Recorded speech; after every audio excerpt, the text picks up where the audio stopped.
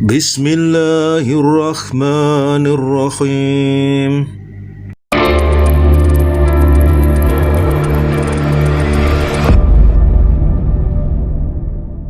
Bismillahirrahmanirrahim. Assalamualaikum warahmatullahi wabarakatuh. Kisah doa yang dikabulkan oleh Ustadz Muhammad Suharsono LC MESI. Setiap muslim yang berdoa tentu berharap doanya langsung diijabah oleh Allah Subhanahu wa Ta'ala. Dan salah satu cara agar doa dikabulkan oleh Allah Subhanahu wa Ta'ala adalah menjadi orang yang soleh. Rasulullah Shallallahu Alaihi Wasallam bersabda, di antara hamba-hamba Allah ada orang yang apabila bersumpah maka Allah pasti memberinya kebaikan. Hadis riwayat Bukhari. Imam Ibnu Hajar Asqalani menuturkan, maksud hadis ini adalah orang soleh itu ketika ia berdoa maka Allah pasti akan mengabulkannya. Sabit Al-Bunani bercerita, aku pernah bersama Anas bin Malik. Tiba-tiba datanglah pembantunya. Ia berkata, wahai Abu Hamzah, tanah-tanah kami sudah kering. Maka berdirilah Anas, kemudian berwudu, dan ia keluar sholat 2 rakaat, lalu berdoa kepada Robnya. Tidak lama kemudian, aku melihat awan mendung, lalu turun hujan yang deras, sehingga memenuhi semuanya. Ibnu Abid Dunya dalam kitab Mujabud Dakwah.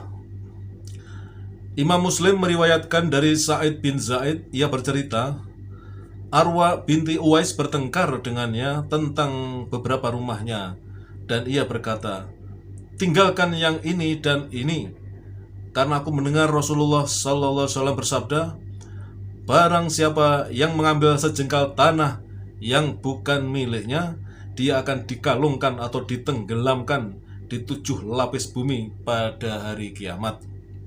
Kemudian ia berdoa, ya Allah, jika ia, Arwa binti Uwais maksudnya, berdusta, butakanlah matanya dan jadikan tempat tinggalnya sebagai kuburannya.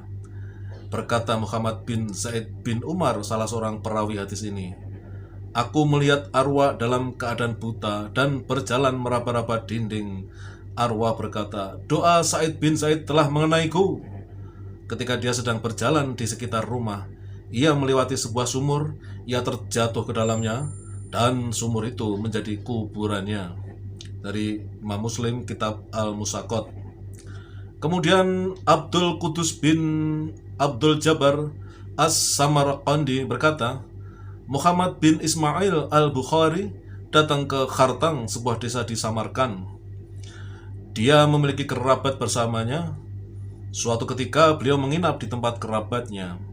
Aku mendengarnya berdoa pada suatu malam, dan dia telah menyelesaikan sholat malam. Ya Allah, sesungguhnya bumi ini telah menyempitkanku dengan apa yang telah disuguhkannya. Maka pertemukan aku denganmu. Dan belum sampai 1 bulan, beliau wafat dan dimakamkan di Khartang. Imam Az-Zahabi, Syiar Alam An-Nubala.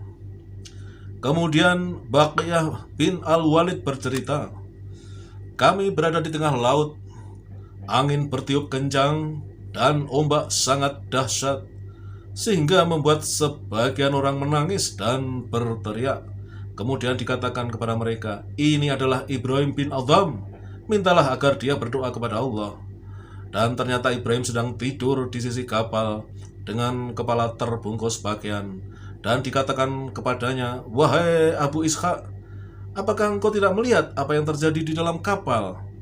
Kemudian Ibrahim bin Adham berdoa, ya Allah, engkau telah menunjukkan kepada kami kekuasaanmu, maka tunjukkanlah kepada kami kasih sayangmu. Tidak lama kemudian kapal menjadi tenang. Ibnu Abid Dunya dalam kitab Mujabud Dakwah. Wallahu a'lam bishawab. Assalamualaikum warahmatullahi wabarakatuh.